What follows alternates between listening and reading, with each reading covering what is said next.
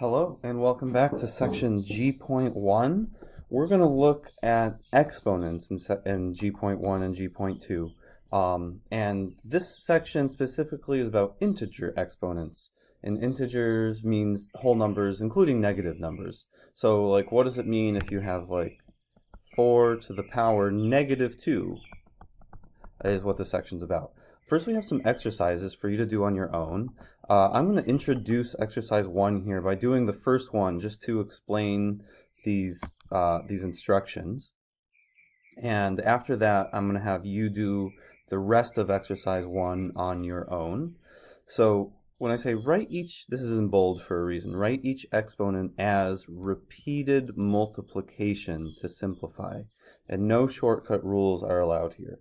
So you might know the shortcut rule is that you can add up the 2 and the 3 exponents and get 4 to the power 5, but that's what we're not allowed to do. What we're going to do is figure out why are rules like that true by using just what it means to do 4 to the power 2, which is 4 times 4. So the 4 to the power 2 is just, 4 times 4. That's 4 to the power 2. And then times 4 to the power 3 means 4 times 4 times 4, 3 times. And what do we have here is 4 times 4 times 4 times 4 times 4. That's written as repeated multiplication now. And if there's 5 copies of 4 multiplied, that means 4 to the power 5. So that is now simplified using repeated multiplication. So now your job is going to be to do the same thing with the rest of these. X to the power 3, you're going to write it as x times x times x. X to the power 4, you're going to write it as x times x times x times x, 4 times. And the same thing with every single exponent here. And then simplify it into just x to a power, or 7 to a power, or just y to a power, or whatever it is. And then you'll use those results to figure out which of these things is a rule in general that works for all values of a, m, and n. Alright, so now's the time to pause it.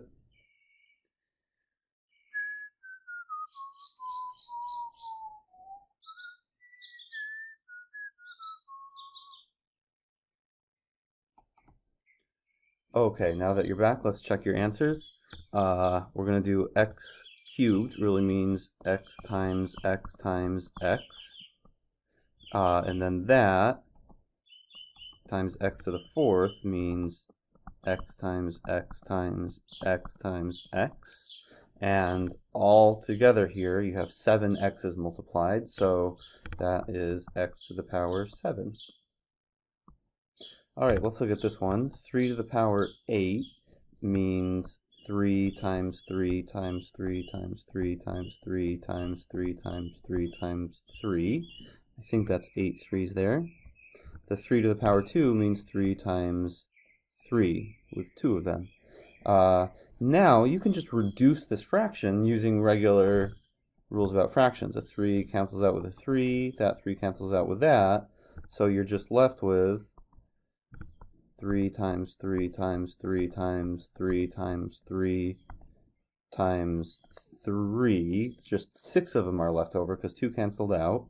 And you can write it as over 1 if you want in the bottom. And anyways, that's just 3 to the power 6. Okay, here we've got 6 x's in the top.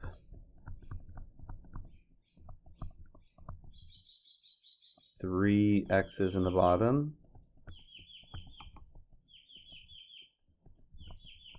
And how many are you left with? 3. So that is x to the power 3. Here, the 7 to the power 3, I'll do that one first. Write that as 7 times 7 times 7, and then we're having that to the power 2.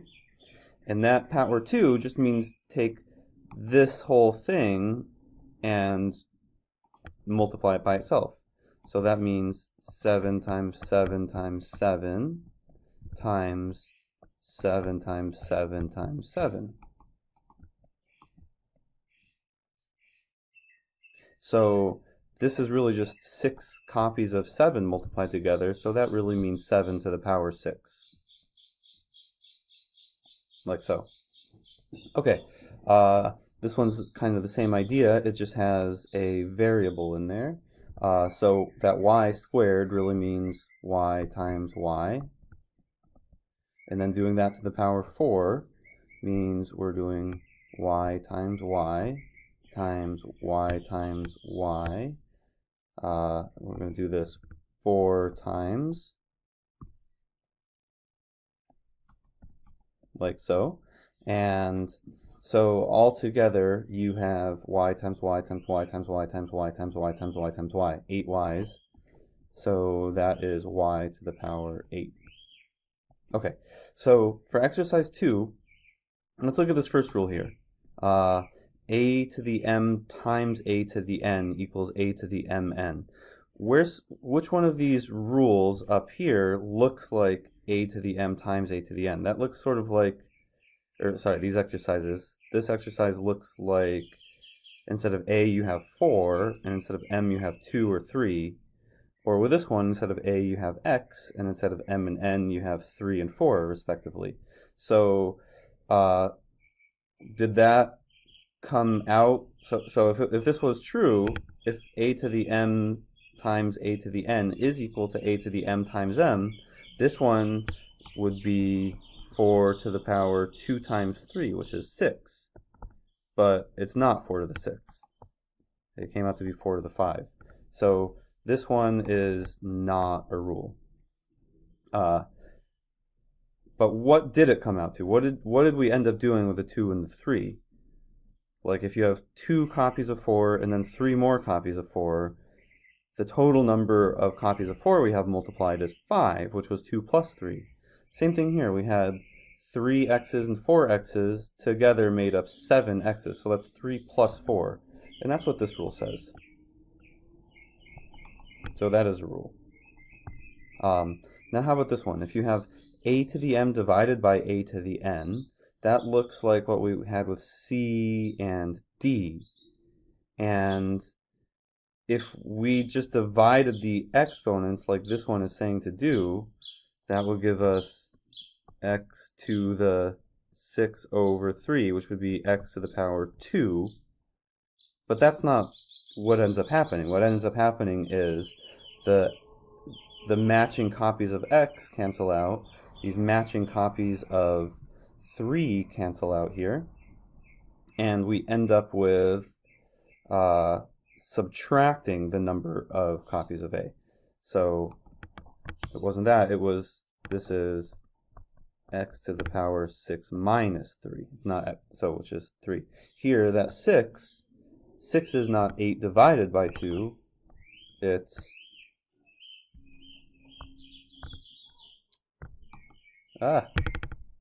computer troubles. Okay, that 6 is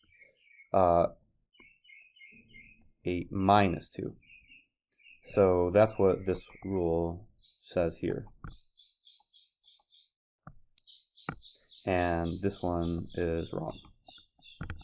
Alright, how about if you have an exponent in parentheses with another exponent on the outside? That's what E and F look like. And let's see, we ended up getting 7 to the 6. If this rule here is true, we would do m to the power n.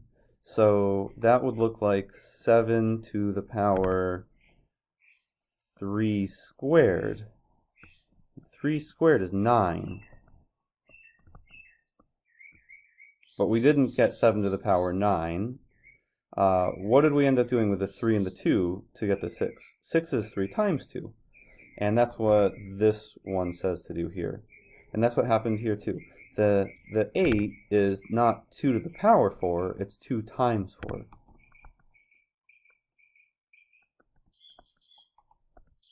4. So that one is the rule, not this one.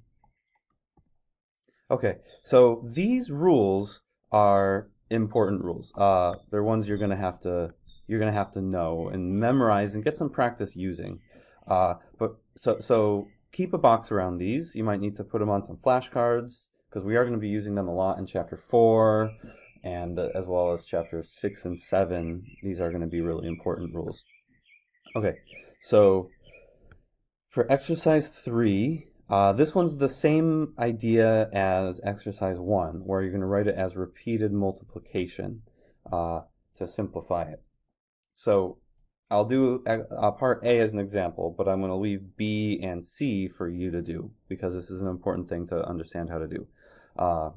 Because with these rules, you might forget these rules, but the reason I'm giving you these exercises 1 and 2 and 3 and 4 here is so that you can figure out the rules when you forget. So when you're in a trigonometry class or a pre-calculus or calculus class in the future, and something comes up where there's one of these rules and you haven't used them in a while and you're rusty, the really important thing is that you'll be able to figure them out when you need them. And that's what this is practicing here. So anyways, how to figure out which one of these two rules in exercise 4 is it? Is it this one or this one? What we're going to do is write this out as multiplication by itself 3 times, repeated multiplication. So that means x times y times x times y times x times y 3 times. And you can just reorder and regroup this. So I can do x times x times x times y times y times y. If it's all just multiplication happening in here, you can move it around in whatever order you want. And x times x times x is x to the power 3. Y times y times y is y to the power 3. So let's pause it here to do B and C, and then also try to put a box around the correct rules here and cross out the equations that aren't always true.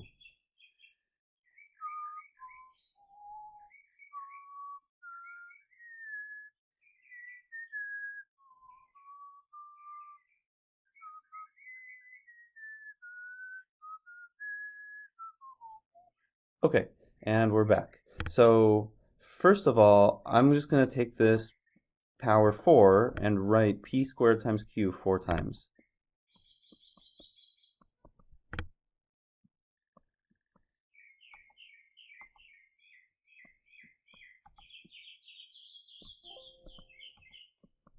Whoops.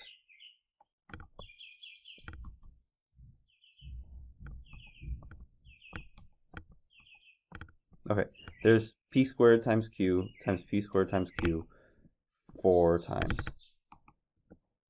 All right, so next we can just reorder and regroup this. Do all the p squareds times each other.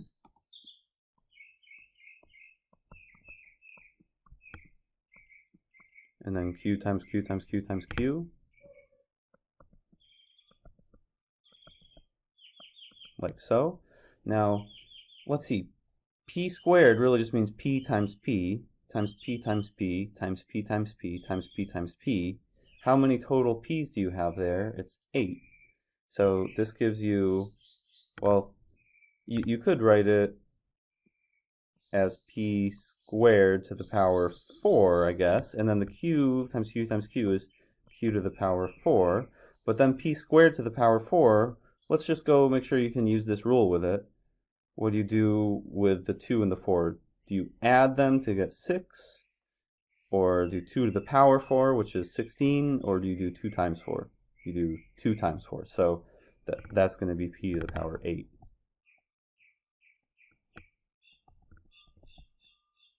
So that's that.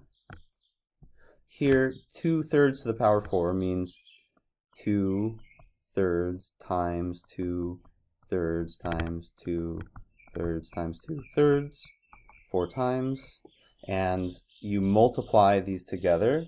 To do that, if you have a fraction times a fraction, that you just multiply the tops together. So we're going to do 2 times 2 and also multiply the bottoms. So 2 times 2 in the top and 3 times 3 in the bottom, which you can write as 2 squared over 3 squared, like so. And then 2 squared times 2 times another 2. You just keep multiplying the tops and then keep multiplying the bottoms. You're going to get 2 to the 4th over 3 to the 4th power. And if you want to write that as 16/81ths, that's okay too. Alright, so let's see which of these rules are true. So when you have xy to the power 3, did we do, it's like the a is x and the b is y here, and the n is 3. We ended up with x to the power 3 and y to the power 3. So it looks like this is what happened. We didn't end up with just, if it was this one, we'd be doing just xy to the power 3. But that's not what happened.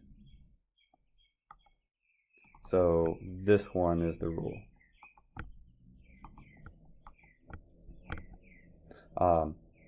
Alright, how about with this one? If you have a fraction raised to a power, like 2/3 to the power 4, we ended up with 2 to the 4 over 3 to the 4. So it's just like you raised the top to the power 4 and the bottom to the power 4, just like this says you would do. So that's another rule. Okay, so these 5 rules are the 5 crucial exponent rules. You're going to get a lot of practice using them, so you're going to need to memorize them or at least have them written down, and also it's good to be able to figure them out using this sort of process here when you need to. Alright, up next we're going to use these concepts to talk about negative exponents in the next video, so that'll be examples for you to watch.